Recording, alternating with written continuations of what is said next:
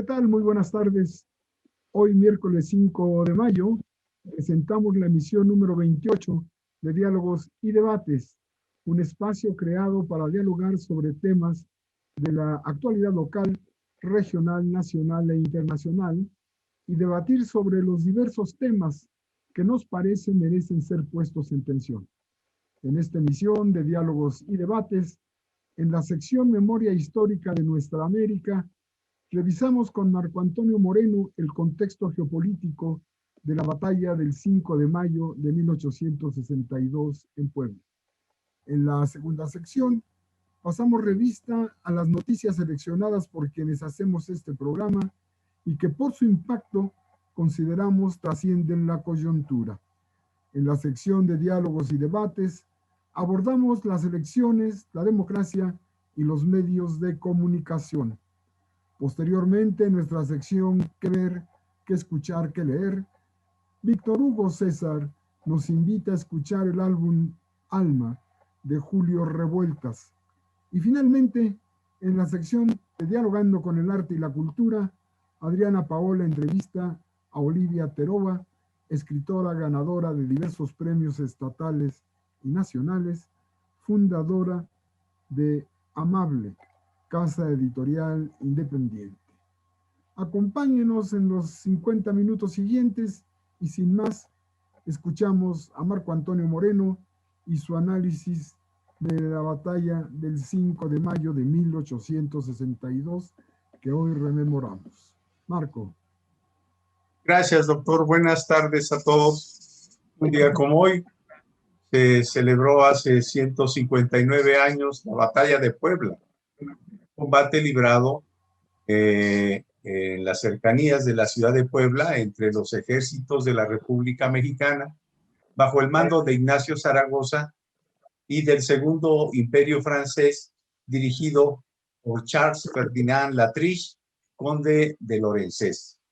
Esta fue una segunda incursión, una segunda intervención francesa en México, cuyo resultado fue la victoria importante para los mexicanos con fuerzas consideradas como inferiores que lograron vencer a uno de los ejércitos más experimentados del mundo. Pero veamos en qué situación se encontraba en qué aspecto geopolítico se encontraba esta guerra, este enfrentamiento. Después de que el presidente Benito Juárez anunció que no podía pagar la deuda externa, en octubre desde el 61, Francia, Inglaterra y España suscribieron en Europa la Convención de Londres, la cual se comprometieron a enviar contingentes militares a México para reclamar sus derechos como acreedores por una deuda que ascendía aproximadamente a 80 millones de pesos. Pero aquí hay una situación que había que aclarar. 69 millones correspondían a Inglaterra, 9 millones a España y a Francia solamente 2 millones. Juárez gobernaba un país que apenas empezaba a levantarse de la postración económica y, por supuesto, toda vez que en 1847 habían lastimado el orgullo nacional y también afectado el espíritu militar de los mexicanos. ¿Por qué? Porque hubo una incursión en el 47 por parte de los norteamericanos, en los cuales nuestro país perdió más de la mitad de su territorio. Esta era una situación bastante complicada para Juárez y él buscaba fundamentalmente tener una conciliación. Él envió un conjunto de personajes a recibir, envió un conjunto de personajes a Veracruz, en donde ya estaban los ejércitos de estos tres países, y ahí se logró tener un convenio que fue firmado, llamado como Tratados de la Soledad, y se obtuvo fundamentalmente una buena interlocución por parte del gobierno de Juárez para garantizar el respeto y la integridad e independencia del país. Pero esta alianza tripartita se rompió debido a que España e Inglaterra se dieron cuenta de que Francia tenía un interés soterrado de tipo geopolítico, bajo el reclamo económico, sobre todo, de derrocar al gobierno republicano de México para establecer una monarquía favorable a su política colonial con miras a contrarrestar el creciente poderío de Estados Unidos. De las instrucciones que le mandataba al general Lorenzés, Napoleón III, ¿sí?, sabía perfectamente que uno de los objetivos por parte del imperio francés consistía en ampliar sus dominios, estableciendo un protectorado cuya administración serviría para ampliar los mercados, sostener las colonias en las Antillas del Sur y de América, y de ese modo garantizar el abasto de las materias primas. Bien, pero esta situación es bastante grave y complicada porque en México, México lo veían tanto Estados Unidos como Francia en este caso como un gran botín. ¿Por qué? Por la gran riqueza que tenía México y sigue teniendo, por supuesto, pero en aquel entonces había una expansión de la revolución industrial y veían en México la posibilidad de obtener materias primas para poderse garantizar. Bien, los detalles de este enfrentamiento es todo un panorama de un gran un gran militar como fue Ignacio Zaragoza, desarrollando fundamentalmente un conjunto de estrategias, fintas en guerras previas a la incursión del ejército francés en un número de 6.800 efectivos perfectamente entrenados, y lo hacía con un ejército, el ejército francés, porque habían tenido guerras en Crimea, en la invasión de Italia, y por supuesto en Europa decían que era el mejor ejército del mundo y que fácilmente podía dominar. Lorenzés, cuando pisó y rompió esta alianza tripartita, le mandó un mensaje a Napoleón III. Dice, mira, yo aquí ya pisé y verás que México ya es mío. Y por lo tanto, de una vez, date por seguro de que en los próximos días estaré en la Ciudad de México conquistando este país. Bueno, ¿qué sucede después de esto? Y lo hacía sobre todo porque Napoleón III no le creía a su población a él, no tenía mucha influencia. Él quería superar la derrota que había sufrido el emperador Napoleón en la guerra de Waterloo por allá en Europa. Pero entonces Napoleón III quería a fuerza llegar con este ejército de 6.800 hombres perfectamente entrenados. Zaragoza planteó un conjunto de estrategias. Primero los fintó, vamos a decirlo de esta manera, en Orizaba, después en las cumbres de Acultzingo, después en Palmar de Bravo, hoy se llama Palmar de Bravo, pero finalmente se replegó en Puebla. Lo hizo fundamentalmente porque quería ahora sí como tener un conjunto de rounds de sombra y conocer exactamente la estrategia y la capacidad y poderío del ejército francés. Los detalles del 5 de mayo en concreto son una verdadera joya cuando uno los lee a través de los historiadores reconocidos de México. Paco Ignacio Taibo II, por ejemplo, hace una detallada precisión de cada uno de los avances y consecuencias al respecto. Los telegramas que envía Zaragoza a Benito Juárez para informarle de que la escaramuza empezaba fue el primero a las 11:45 de la mañana y varios después siguieron. Finalmente, hasta las 5:45 de la tarde, después de un fuerte aguacero, Zaragoza le informa al presidente Benito Juárez: señor presidente, dése usted por enterado porque las armas en México se han cubierto de nieve. Esta es la situación en la cual se conformó esta guerra. Fueron repelidos completamente los franceses y el ejército de suavos, que eran prácticamente un ejército de otro país. Francia conquistaba, armaba, una vez que los esclavizaba y los armaba y hacía ejércitos de esclavos. Esta lucha y esta batalla nos da orgullo a los poblanos y nos da orgullo siempre decir que tenemos en Puebla la heroica ciudad de Zaragoza. Gracias, doctor. Esto es lo que puedo decir sobre este acontecimiento histórico que trascendió, por supuesto, cuando el mundo se enteró de un conjunto de desarrapados con picos y palos vencieron al mejor ejército. Gracias, Marco.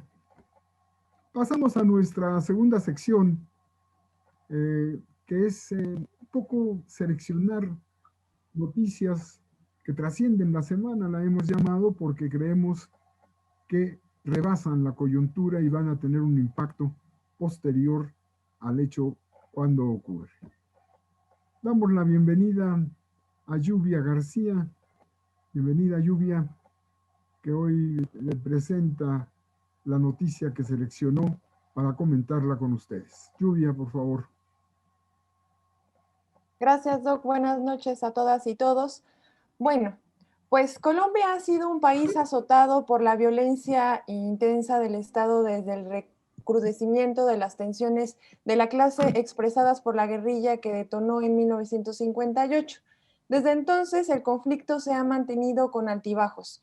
Desde el 2012 y hasta 2016, se desarrollaron los diálogos por la paz en La Habana, Cuba. Para ese entonces, el movimiento guerrillero en Colombia se encontraba diezmado y sus principales dirigentes habían sido asesinados por el gobierno. Durante el proceso de la paz se plantearon exigencias relacionadas con el derecho al acceso a la salud, a la educación, al trabajo, a la propiedad de la tierra, así como salvoconductores para la desmovilización de los guerrilleros y su reincorporación a la vida civil.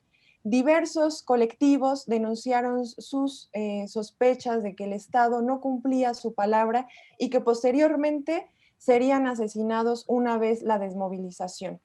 Las sospechas empezaron a hacerse realidad casi inmediatamente que se firmó el Tratado de Paz y, por otra parte, una serie de reformas que perjudicaron en lugar de mejorar las condiciones de vida y acceso a satisfactores básicos como la salud, la educación y el trabajo, fueron puestas en marcha y las propuestas multitudinarias no se hicieron esperar. Pareciera que la guerrilla en cierta medida había servido como válvula de escape para el descontento, de manera que la población más radicalizada se incorporaba al movimiento armado, que era mantenido a raya mediante la violencia del ejército y los grupos paramilitares, así como la propaganda negra contra los movimientos sociales. Ahora que el enemigo se ha difuminado, las protestas se han vuelto masivas y el Estado ha respondido como siempre lo ha sabido hacer, con violencia criminal. El conteo de las víctimas a causa de la represión vivida en la última semana asciende aproximadamente a 27 asesinados por las fuerzas del Estado, 124 heridos y por lo menos 726 detenciones arbitrarias. Basta que la pandemia menguara y que a Duque se le ocurriera enviar su reforma tributaria para reactivar las manifestaciones de descontento en Colombia. Gracias, Lluvia. Sin duda, sin duda. Hoy lastima lo que está ocurriendo en Colombia. Esperamos que pronto pase esta situación difícil por la que atraviesa hoy el pueblo colombiano. Marco, tu noticia, por favor. El día de ayer, doctor, nos dan la noticia de las remesas que establecieron mensualmente en el mes de marzo los trabajadores residentes en Estados Unidos. Enviaron a sus familias en México un total de 4,151 millones de pesos, que significa aproximadamente un 30% más que en febrero. Bueno, pero en el trimestre que llevamos en el año del 2021, también se registró un récord importante, que también sin precedente, pues las remesas ascendieron a 10,623 millones de dólares, 13% más comparado con respecto a lo que había pasado en el año 2020. Y así, respecto a la situación entre marzo del 2020 y el marzo del 2021, las remesas ascendieron a 41,832 millones de dólares. Es un récord para un periodo de 12 meses. Esto quiere decir que las familias receptoras en México, por supuesto, se fortalecen con esta cantidad de dinero que llegan a sus casas, a sus familias, a sus hijos, a los familiares de estos nacionales heroicos. Gracias, doctor. Gracias a ti, Marco. Sin duda, trascendentes son las remesas que llegan a nuestro país. En buena medida, el presidente ha dicho que gracias a las remesas y el fortalecimiento del mercado interno, estamos saliendo bien librados de la crisis. Adriana Paola, te escuchamos. Gracias, Doc. Buenas tardes a nuestra audiencia. Pues el día de hoy me parece relevante y polémica las disculpas que ofreció el presidente de México, Andrés Manuel López Obrador, al pueblo maya en un evento realizado en coordinación con México y al que también asistió el presidente de Guatemala, y que piden disculpas al pueblo maya por los abusos recibidos durante la colonia y por los españoles y demás, pero a la par sabemos que la propuesta el proyecto, el megaproyecto del Tren Maya sigue vigente y sabemos que pues se suma a la serie de abusos y despojos territoriales que los pueblos indígenas en nuestro país y el mundo tienen. Entonces me parece polémica y me parece cuestionable esas prácticas de pedir disculpas que utilizan muchos gobiernos en el mundo a sus pueblos originarios, quedan cortos cuando lo que se tendría que hacer son prácticas de redistribución, de restituir el daño causado y no solo legitimar otras formas de violencia porque ya se pidió disculpas. Bueno, esa es mi participación. Gracias. Gracias, Paula, sin duda polémicas de este megaproyecto de la 4T. Víctor Hugo, tu noticia, por favor. Hola, bueno, yo me salgo un poquito de la línea y vamos a hablar de que Standard & Poor's y Dow Jones crearon unos índices para criptomonedas. ¿Por qué se me hace relevante hablar de las criptomonedas y los índices que han creado Standard & Poor's y Dow Jones? Pues porque en los mercados financieros, digamos, tradicionales, se había desdeñado a las criptomonedas. Se había dicho que pues eran instrumentos que no iban a lograr tener la misma presencia que han tenido los activos tradicionales, como pues las divisas o bien acciones, etcétera. Sin embargo, las criptomonedas han ido ganando terreno debido a cierto parecido que tienen con algunos activos no tan convencionales y que tienen como subyacente, o sea, como activo de soporte a pues algunos, o en su mayoría, a especulativos, a tipos de activos que son altamente especulativos. En el caso de las criptomonedas, pues no están indexadas, no están asociadas a ningún activo material, salvo por ahí un par como el Petro de Venezuela, o hay una experiencia en México que se llama Chile, que está asociada cada cripto a un metro cúbico de chile habanero, pero en general no funcionan así, sino más bien que utilizan la tecnología blockchain para ser bases de intercambio entre algunos internautas y que después se empezaron a convertir en activos de especulación. Hoy entran al índice de Standard & Poor's and Dow Jones utilizando, o más bien integrándose a este gran mercado de especulación en el mundo. Es interesante porque finalmente lo que en el, digamos, evangelio de las criptos, que era mantenerse siempre libres de este tipo de mercados y ser una herramienta para los intercambios entre los internautas, pues están demostrando que finalmente quien va a tomar la batuta y quien tiene la sartén por el mango, pues son quienes tienen la capacidad de utilizar la información disponible en los mercados, la capacidad de computarla, la capacidad de pagarles a los especialistas para generar los índices y los algoritmos necesarios para poder descifrar el vaivén del mercado. Y bueno, pues desde mi punto de vista, este es una muestra de que incluso estas criptos basadas en la tecnología de blockchain, pues van a ser y están siendo absorbidas ya por los mercados tradicionales, los agentes tradicionales, que terminarán por comerse las esperanzas, por liberales que parezcan, pero también de algunas personas que pues fueron o siguen siendo tal vez fielmente creyentes de esta nueva tecnología como la tecnología monetaria del futuro. Gracias, Víctor. El capitalismo es también especulación, ¿verdad? Es el uso del capital ficticio para obtener ganancias. Ya son tan importantes las criptomonedas que ya hay empresas que aceptan criptomonedas como pago. Algunas agencias de automóviles ya aceptan criptomonedas como formas de pago. ¿Quién sabe qué va a pasar con eso? Porque tienen una expansión formidable.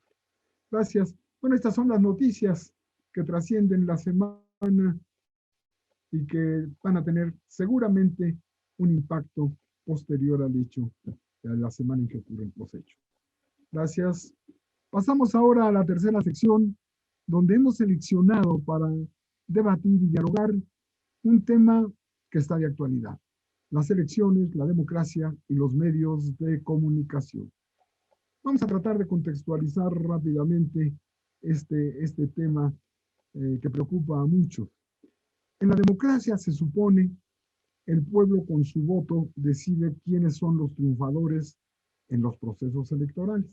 Esto ocurre cuando no hay un INE que tenga que decir quiénes son candidatos y quiénes no deben ser para poder participar en el proceso.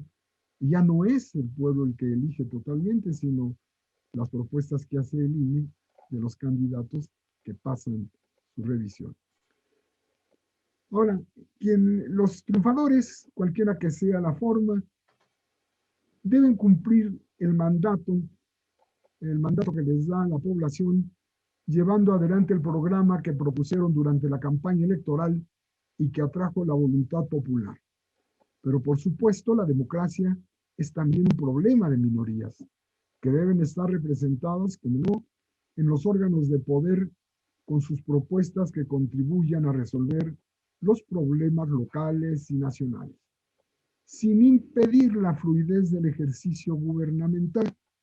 Sin embargo, hay sectores pertenecientes al establishment que entienden su oposición como rechazar todo lo que la fuerza triunfadora en las elecciones proponga llevar adelante con el fin de cumplir el mandato otorgado por los ciudadanos. Por supuesto, si el relevo de un gobierno por otro que gana las elecciones es sin problemas, es decir, el paso de un gobierno a otro tiene pocas diferencias entre sí, pero coinciden en lo fundamental, las cosas transcurren de manera tersa. Cambia todo aquello que debe cambiar para que todo siga igual, tal como ocurrió con la llamada transición democrática, que no fue ni transición y menos fue democrática, en la cual el PAN sustituyó al PRI en la presidencia de la República, desde la cual se siguió fortaleciendo el proyecto neoliberal diseñado por los priistas Carlos Salinas y Ernesto Zedillo. No hubo diferencias entre el gobierno de Zedillo y el de Fox, por ejemplo. Por supuesto, si el cambio significa una propuesta de cambio verdadero, de transformación de las estructuras del régimen que queda atrás, las cosas se complican, en ocasiones de manera extrema, por la resistencia que ofrecen las estructuras del antiguo régimen y las clases sociales que ven afectadas sus intereses. Con esto, los elementos determinantes de la lucha de clases quedan evidenciados y la sociedad se tensa. En este punto, diferentes estructuras políticas y jurídicas, en una palabra, la legalidad del antiguo régimen, juega un creciente papel para mantener el statu quo. Y se hace necesaria una nueva legalidad que ajuste las estructuras a las necesidades del nuevo impulso al desarrollo de las fuerzas productivas. Y ahí se da otra extensión de la lucha de clases, en la cual, por supuesto, entran los medios masivos de comunicación. Y ahora, las redes sociales para defender o cuestionar el estatus. Pero veamos qué opinan nuestros panelistas. Empezamos con Adriana Paola. ¿Cuál es tu punto de vista sobre este tema que hemos seleccionado, Adriana? Sí, gracias, doctor. Pues me parece que las redes sociales son de los grandes influenciadores en estos momentos, ¿verdad? Sabemos que la mayoría de la información que circula a través de las redes sociales de repente se convierte en la única información a la que acceden millones de personas. Entonces, en ese sentido, en alguna otra ocasión habíamos hablado sobre la democratización del Internet y de las redes sociales y demás, como una herramienta ciudadana. Sin embargo, sabemos que circula actualmente muchísima información o desinformación a través de estas redes sociales y que hemos visto cómo se elaboran estos discursos de odio, estos discursos clasistas, sexistas, racistas y demás, y cómo se permite la libre circulación también de estos mensajes, ¿no? Sabemos que los procesos democratizadores implican necesariamente que la población esté informada. Y si el espacio para acceder a la información se ha reducido a las redes sociales, y digo reducido en tanto contenido, porque sabemos que su influencia es amplia, en realidad no está habiendo un proceso de ciudadanización ni de las redes sociales ni de los procesos electorales, ¿no? Donde realmente la participación ciudadana pueda ser recuperada en estos espacios políticos, militantes, mucho más concretos, sino que pareciera que todo se queda en ese espacio virtual y se arma esta guerra simbólica que estamos viviendo actualmente en nuestro país. Y con relación a los procesos democráticos e institucionales y electorales, me parece fundamental que hubiera la posibilidad de construir realmente procesos de fortalecimiento ciudadano, donde la ciudadanía sepa navegar estos sistemas para dialogar realmente con las instituciones, para fortalecerlos y no únicamente descalificar porque se esté a favor o en contra de la persona en la institución. Me parece que las instituciones tienen que ser ese espacio activo donde la ciudadanía pudiera realmente encontrar interlocución, y eso sería posible únicamente si establecemos procesos donde la información verídica, confiable, fluye y donde no se elabora un entramado estructural que bloquea precisamente el acceso a la información, el acceso a la libre expresión, y que se maquilla se maquilla sobre esta libertad que surge a través de las redes sociales, donde pareciera que cada quien dice lo que sea, y efectivamente, ¿no? Empiezan esos discursos, esta construcción simbólica que polariza, que divide a la ciudadanía y que descalifica principalmente desde marcos muy poco informados. Entonces, bueno, me parece que se convierten en un arma peligrosa porque llega a grandes capas de la población se contribuye a la desinformación, ¿no? Y entonces no podemos hablar de procesos democráticos si no tenemos una ciudadanía fortalecida, bien informada, que pueda acceder a estos espacios reales de interlocución e incidencia, tal cual, democrática. Víctor, te escuchamos. Pues pienso que los medios de comunicación, como decía usted al final, están generando que nos demos cuenta o están evidenciando de una forma muy clara la lucha de clases, en el sentido de que, por ejemplo, lo que sucedió en Estados Unidos, me voy a salir un poquito de lo que ha pasado en México, pero lo que sucedió en Estados Unidos cuando las aparentemente abiertas y completamente libres redes sociales censuraron a Donald Trump, nos mostraron el carácter de clase que existe en las redes sociales y en los medios de comunicación en general, porque a fin de cuentas, a pesar de que se puede estar de acuerdo o no con los planteamientos de Trump, finalmente fueron un par de empresas las que decidieron si se le daba la voz o no a Donald Trump. Es decir, alguien que en teoría tiene el poder del Estado más fuerte del mundo en sus manos, fue silenciado por un par de compañías. Fue el capital quien decidió si ese hombre, al que consideraban el más poderoso del mundo, tenía o no tenía el derecho a hablar frente a más personas, comunicarse.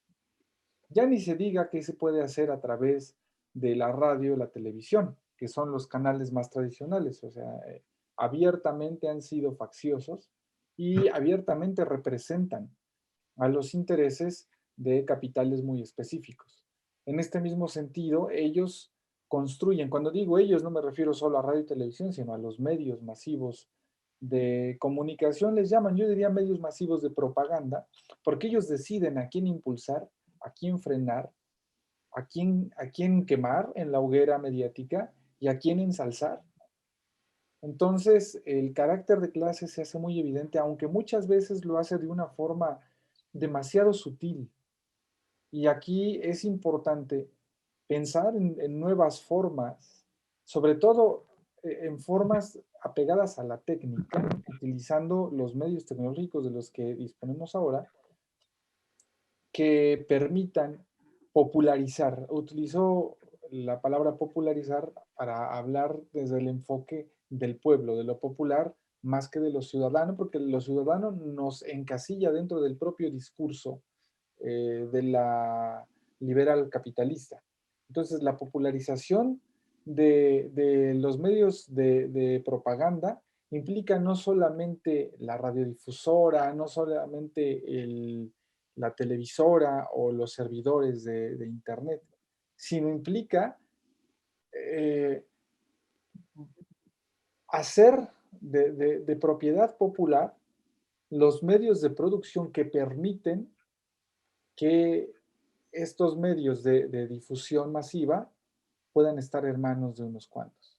Entonces, ahí el carácter de clase implica que para poder popularizar la información de manera real, hace falta tomar los medios de producción que permiten la existencia de esos medios masivos de comunicación. Y es muy complicado, porque implica un cambio realmente radical. Es mi opinión. Bien. Lluvia, aprovechando que estás en pantalla. Muy bien, gracias, Doc. Bueno, a mí me gustaría hablar sobre la influencia de los medios de comunicación que buscan instalar ideas, construir un tipo de sentido común. Se presentan como medios de comunicación neutrales, ¿no? Transparentes, pero en realidad buscan direccionar ideas, ¿no? Instalar diapositivos simbólicos de control social y que de alguna forma estos grupos mediáticos hegemónicos crean, como decía, una idea de la realidad a partir de sus motivaciones, ¿no? Su relación con el poder y sus intereses con el capital, ¿no? Me parece también que necesitamos hablar, bueno, ahí sí no comparto, por ejemplo, con el compañero Víctor Hugo, cuando habla, por ejemplo, de que han sido sutiles. Me parece que ahora son demasiado vulgares, ¿no? Y la forma en la que se dirigen con estos mensajes a la sociedad son demasiado violentos, ¿no?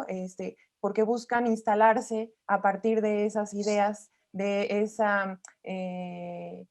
ese control popular por medio del uso del lenguaje, ¿no? Y bueno, lo hacen a partir, por ejemplo, de titulares, ¿no? Que van reduciendo a un pensamiento, pues sí, reduccionista, y que es parte del consumo del discurso y que ese formato pues enajena a la sociedad, ¿no? Pues ahora ya es para nosotros normal prender la radio y escuchar 3 spots seguidos, ¿no? Que difaman, que son violentos, que generan una percepción de la sociedad, ¿no? En contra de algún partido político, ¿no? Y para nosotros parece ser que ya es como natural que suceda de esa forma tan vulgar y tan grosera, ¿no? Para poder entender cómo se están instalando pues estos tipos de pensamientos, ¿no? De estos dispositivos simbólicos a partir del uso del lenguaje. Gracias, Lluvia. Sin duda es interesante el efecto que tienen los medios en la conformación de la conciencia política de la población, ¿no? A partir de estos mensajes que efectivamente uno no entiende cómo deciden hacer cosas como las que están haciendo algunos partidos defensores del antiguo régimen. Marco Antonio Moreno, te escuchamos. Gracias, doctor. Bueno, efectivamente yo creo que cuando se habla de democracia y los medios de comunicación, en el caso de los medios, se busca que cumplan un papel fundamental en un proceso democrático.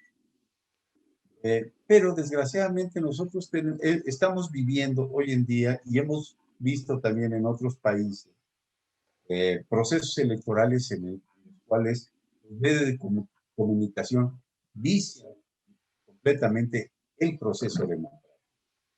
Por ejemplo, para poder tener unas elecciones libres, justas, ¿qué se necesita? Se necesita poder tener una condición adecuada para poder votar. Es decir, que los ciudadanos dispongan de información pertinente sobre los partidos políticos, sobre los candidatos, sobre el propio proceso electoral y sobre el árbitro también que está desarrollando todo esto. Y así pueda tener una decisión bien fundada a la hora de depositar su voto. Pero desgraciadamente los medios de comunicación se han convertido en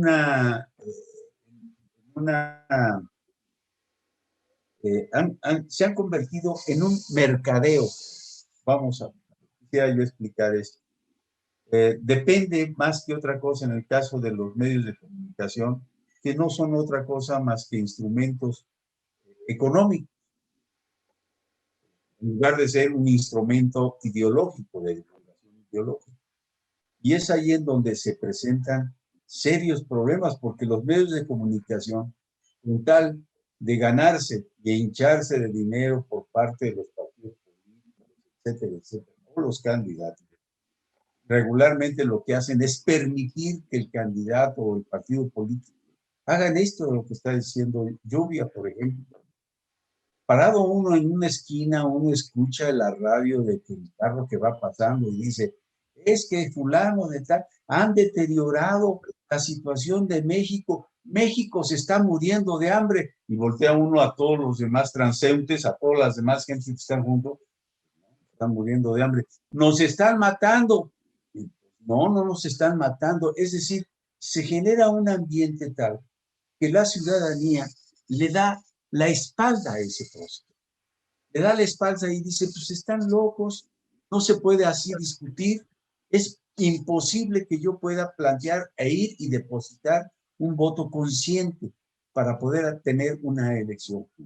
Yo quiero finalizar estos comentarios porque en estos procesos electorales no está debidamente legislado la participación tanto de los medios de comunicación como las restricciones que debe de tener cuando un candidato habla de otro candidato y se mete hasta con su familia, su esposa, sus hijos, su casa, que si tiene coche, que si la mansión, que si...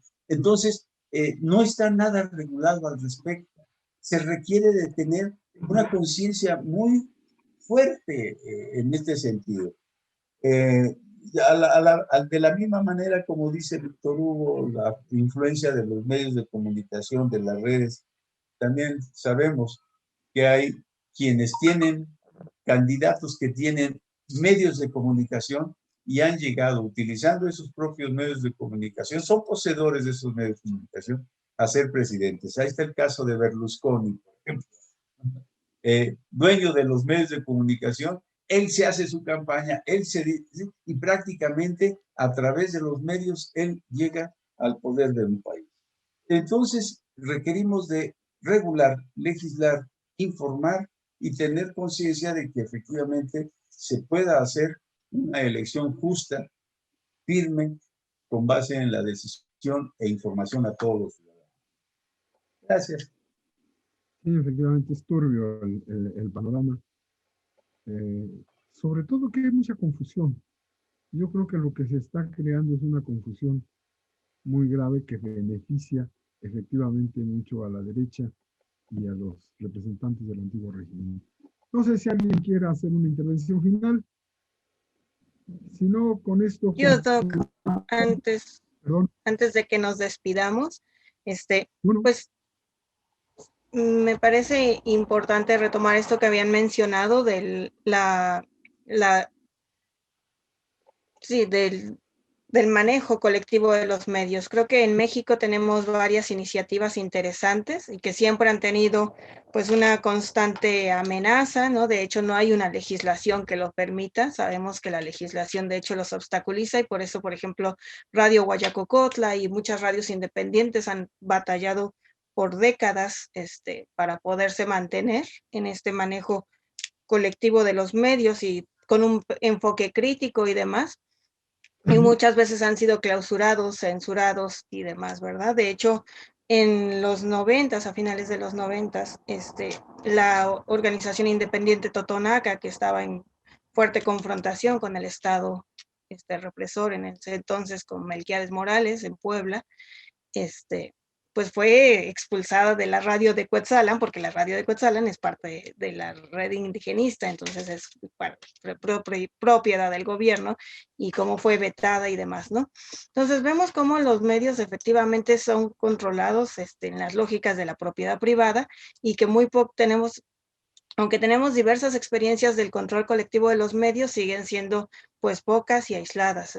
Quiero citar ahorita, por ejemplo, los medios alternativos que utiliza la red mexicana contra la minería, bueno, de afectados por la minería, quienes recientemente publicaban, porque el pasado 29 de abril fueron asesinados José de Jesús Robledo Ruiz y María de Jesús Gómez Vega, y como señalan, ellos fueron asesinados por oponerse a la minera Penmont en Sonora, y efectivamente sí, también hay esa mirada crítica contra la 4T, porque el actual candidato, el que va por candidato para Sonora por parte del Morena, está vinculado con estos crímenes. Entonces me parece que efectivamente se necesitan democratizar los medios sin importar si las críticas van contra la persona actual en el poder o los que estuvieron antes, la derecha, la izquierda, sino contra el poder cuando se manifiesta como opresor.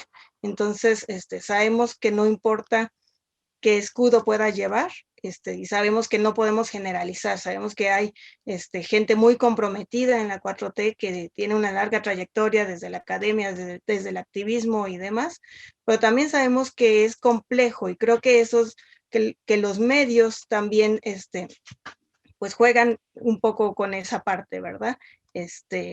Sabemos que sí, la propiedad privada de los medios hace eso, que regulen lo que se puede o no se puede decir, pero finalmente sabemos que las estructuras de poder también históricamente han hecho eso. Entonces lo que sí tenemos que hacer, insisto, es tal vez retomemos, no sé si ciudadanía, el pueblo o la población en general, poder acceder a información verídica, confiable, y poder también expresarla, ¿verdad?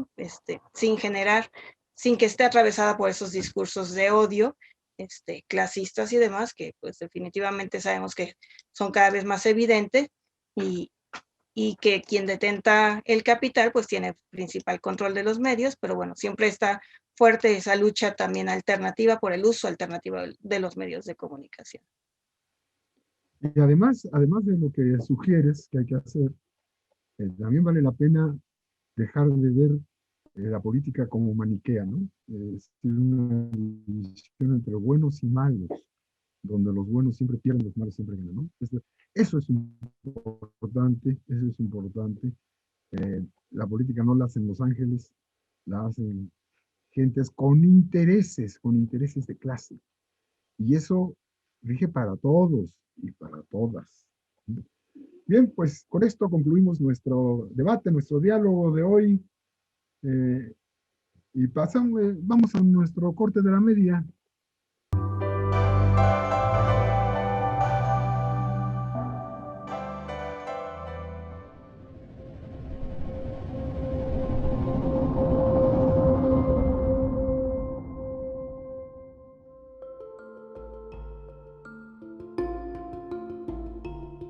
Hola, ¿qué tal? Gusto en saludarles. Aquí su servidor José Samuel Porras Rugerio con nuestro ya acostumbrado anticipo de mi colaboración que aparece todos los martes en la versión online de la Jornada de Oriente, a la que desde luego hago la invitación para que busquen y le echen un ojito.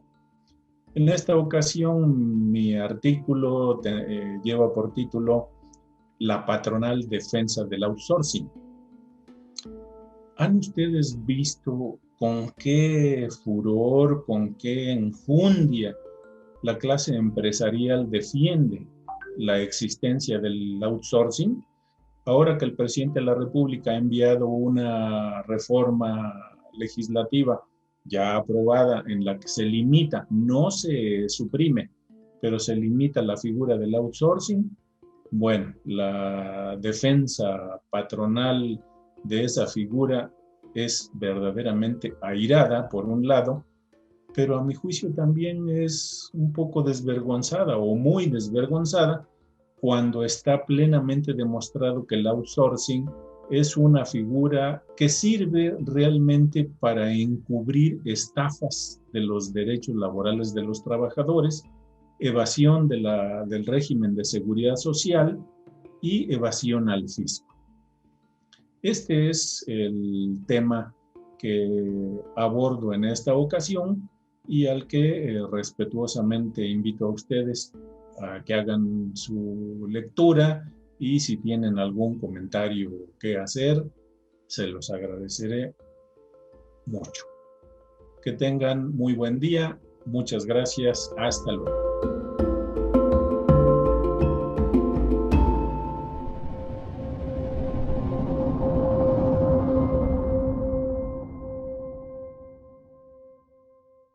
Bien, regresamos. Qué bueno que está con nosotros. En esta sección iniciamos nuestra segunda parte del programa. En esta sección, qué ver, qué escuchar, qué leer. Y Víctor Hugo César nos invita a escuchar el álbum Alma de Julio Revueltas, de aquella dinastía de artistas extraordinarios que fueron la familia Revueltas. Víctor, por favor.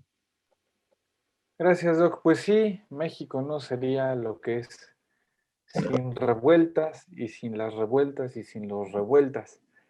Es un disco muy, muy bueno que salió en 2006, fue publicado en 2006, fue escrito por Julio Revueltas. Julio Revueltas es nieto de José Revueltas, el filósofo y escritor mexicano, y él ha estudiado el instrumento, la guitarra es su instrumento, y lo ha estudiado desde pequeño, se ha dedicado al jazz, y recomiendo este disco, este material, principalmente porque pues fue el disco con el que yo conocí, en el que yo me acerqué a Julio, pero además también porque incorpora en su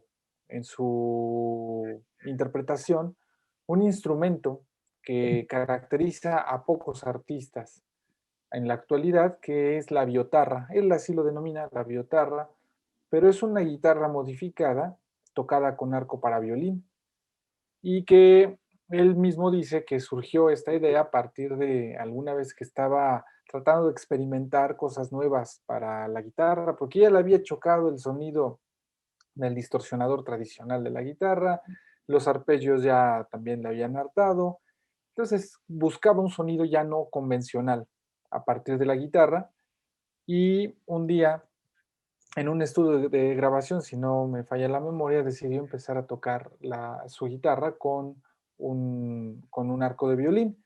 Y la modificó porque incluso le han preguntado, oye, pero Jimmy Page hace lo mismo. Y dice, no, a ver, una cosa es frotar una guitarra con un arco para violín y otra cosa es tocar un instrumento que como la guitarra con un arco para violín, que es diferente porque se necesita cambiar la forma que tiene la guitarra, hay que modificarla para poder tocarla con el arco, tocando solamente una cuerda a la vez. La guitarra tiene 6 cuerdas y hay que tocar una a la vez para que pueda sonar como un instrumento melódico. De otra forma saldrían solamente armónicos y no siempre bien interpretados. Entonces la modifica para poder tocar. Y tiene en este disco verdaderas obras maestras del manejo del volumen. Por ejemplo, hay una pieza que es la número 6, que se llama Bailando con mi padre, que desde mi punto de vista hace un manejo del volumen precioso. Utilizan un bandoneón, un poco de piano y la biotarra. Bueno, no un poco de piano, mucho de piano, pero el control del volumen del piano, el volumen y el ritmo son fenomenales en la interpretación de esta pieza, porque nos va llevando, y si nos dejamos sumergir en esta pieza, podemos incluso alterar nuestra respiración y llegar a provocar algún tipo de cambio en la fisiología de nuestro cuerpo si la escuchamos con intensidad. Les recomiendo mucho saborear completita esta obra, El alma, de Julio Revueltas. Yo les recomendaría principalmente esa pieza, la número 6, Bailando con mi padre. En el manejo del violín, en lo técnico es muy buena, pero también en el plano, digamos, sentimental, nos puede llevar a una experimentación sensorial y sonora que les va a encantar. Y bueno, por otra parte, una de las cosas que me encanta de Julio Revueltas es su posición política, heredada de su abuelo, José Revueltas. Él estuvo un tiempo en Estados Unidos estudiando en Berkeley, y cuando se regresó a México dijo, yo ya estaba harto de estar en Estados Unidos, es tóxico estar allá, la gente en Estados Unidos no deja de tener esa formación individualista, y yo ya no podía estar un instante más. Avancé mucho en lo musical, pero tenía que regresarme, no lo soportaba. Y tiene la herencia de los Revueltas. Vale mucho la pena escuchar toda su obra, no solo este disco, y pues lo recomiendo ampliamente. Ojalá lo puedan encontrar. Lo mejor sería que lo compren para pues cooperar con la vida del artista, y si es que llega a presentarse en las localidades donde estén, acudan, porque de eso viven los artistas. Pero pues si no hay para poder comprarlo o poder ir al concierto, pues escúchenlo en internet, ya saben en cuál de las páginas donde todo el mundo escucha música. Escúchenlo, es buenísimo. Esto. Gracias, Víctor. Pues nieto de José, pero heredero del talento de Silvestre Revueltas, músico excepcional. Bien, pues pasemos ahora a nuestra última sección, donde Adriana Paola entrevista a Olivia Teroba, escritora ganadora de diversos premios estatales y nacionales, fundadora de Amabile, casa editorial independiente.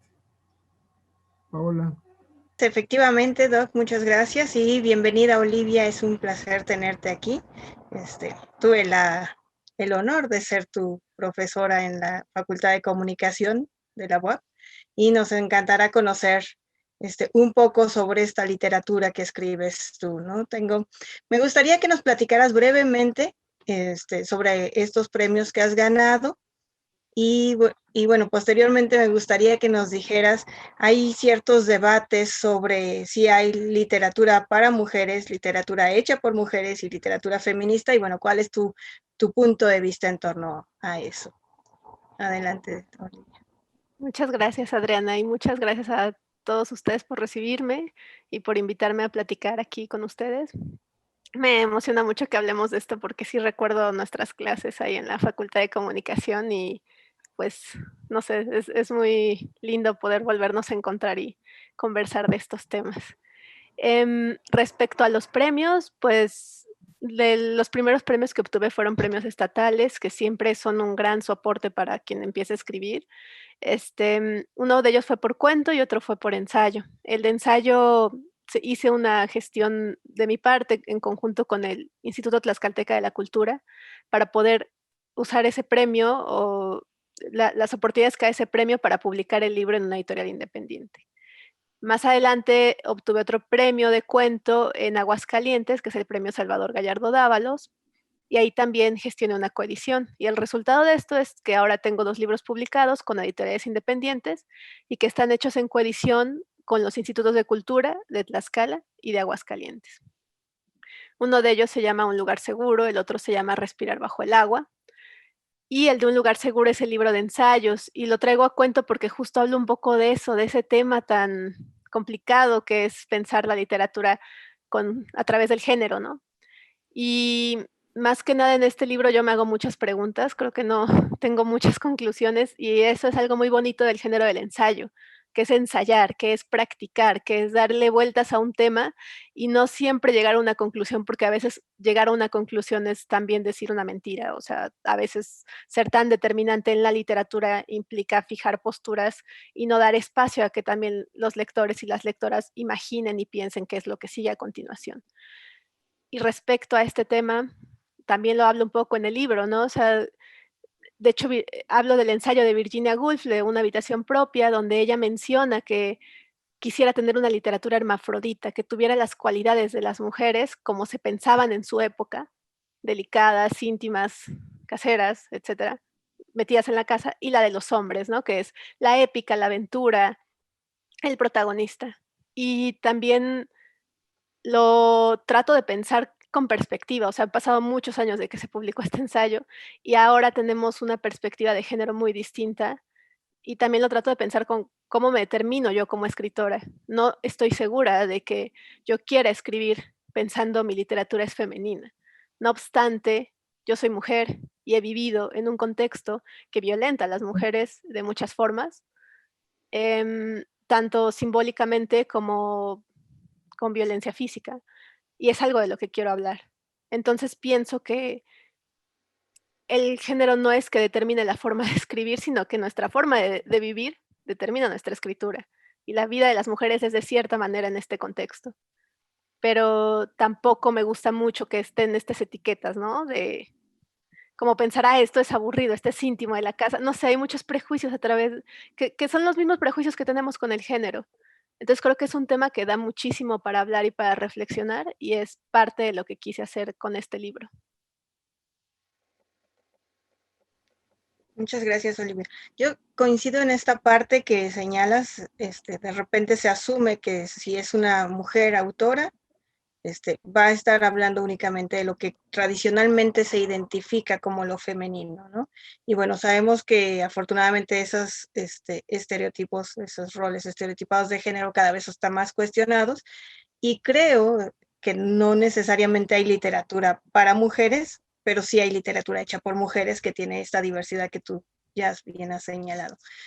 No sé si, bueno, habíamos comentado, tal vez vas a leer un pequeño fragmento de algo que has escrito, y tal vez después abrimos la conversación con el resto del equipo aquí para si tienen algunas preguntas contigo. Sí, claro. Me gustaría leer un fragmento muy pequeño de este libro que es Un lugar seguro. Y justo es un libro muy íntimo que habla mucho de mi forma de ver la vida y de existir en el mundo. Entonces, este texto trata sobre la identidad y se llama Hometown, y es sobre Tlaxcala, que es la ciudad en donde crecí. Tlaxcala es mi madre guardando silencio. Es mi padre de pie en la puerta de la casa, llevándose sus cosas, mientras se despide con un gesto de la mano. Tlaxcala es mi hermano trabajando 9 horas y estudiando 4 más al día para una certificación en finanzas. Es mi otro hermano, el más chico, sembrando hortalizas en el jardín. Tlaxcala es la mano de un hombre golpeando a mi madre. Un tamal de mole caliente a las 8 de la noche. Un rebozo que me presta mi abuela para que no tenga frío. Es la gripe que me da cada vez que voy, porque ya no estoy acostumbrada al clima. Es un juego de mesa interminable con el que mi padre y yo intentamos acercarnos. Es mi prima contándome que vio otra vez a mi exnovio. Tlaxcala es mi primera vez en la cama de los padres de él. Mis clases interminables de karate. Es mi sobrino recién nacido que en realidad ya tiene 1 año y no he ido a visitar. El dolor de espalda de mi abuela después de pasar horas de pie, cocinando. Es una comilona sin fin. Mis tíos lanzando comentarios machistas en la sobremesa. Mis tías defendiéndolos cuando me atrevo a responderles. Es una discusión sobre política repleta de prejuicios. Los caminos que surcan los cerros a la vista de los volcanes. Tlaxcala es la cuna de la nación. El lugar donde, en promedio, el crimen organizado mata 5 personas al mes y una de las entidades más seguras del país. Un estado con una capital del mismo nombre. El lugar donde muy pocas personas compran libros, entran a librerías o bibliotecas. Quizá porque la mitad de sus habitantes vive en situación de pobreza, o porque hay pocas librerías y muchos bares. También hay muchos choques producto del alcoholismo. Y un museo de arte que expone una y otra vez artistas regionalistas del siglo pasado. Es una ciudad donde, quien empieza a escribir, se encuentra con un medio literario agotado por el desencanto y el recelo. Tlaxcala es la cuna de la trata de personas, el lugar donde el sol corona el Matlalcueyetl, el del chiste de las escaleras eléctricas, a donde voy a que me hagan tratamientos dentales, porque el dentista ahí es más barato. Un estado que queda a 2 horas de la Ciudad de México, a veces 3, si hay tráfico.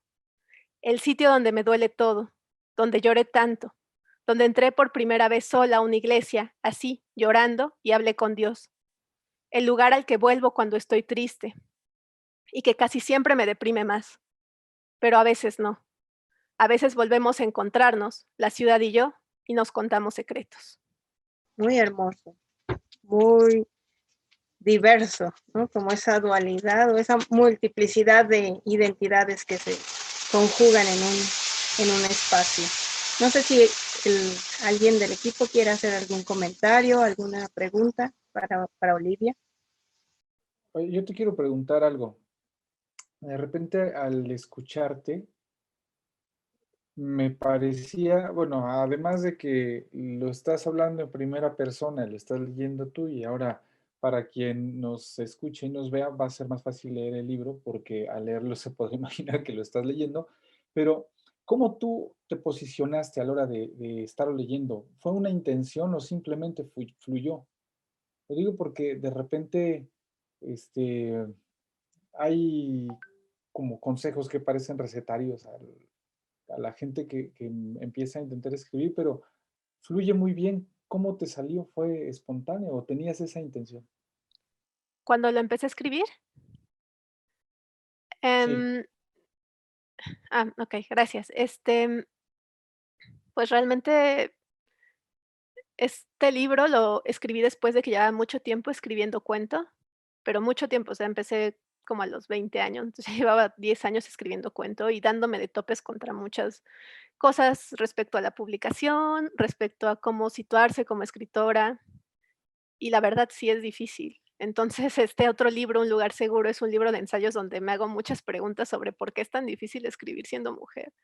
Y yo sé que a veces parece que no, y sí hay muchos espacios abiertos, pero pues en general la cultura en nuestro país, ustedes saben, ¿no? Muchas veces no es tan atendida como debería y es muy difícil entrar a ciertos círculos literarios que están cooptados por personas que a veces no están dispuestas a dialogar con otras voces. Entonces, eso, o sea, yo lo empecé a escribir quizá en algún punto algunos de los textos sí eran solo para mí, pero obviamente cuando armé el libro ya lo pensé para otras personas.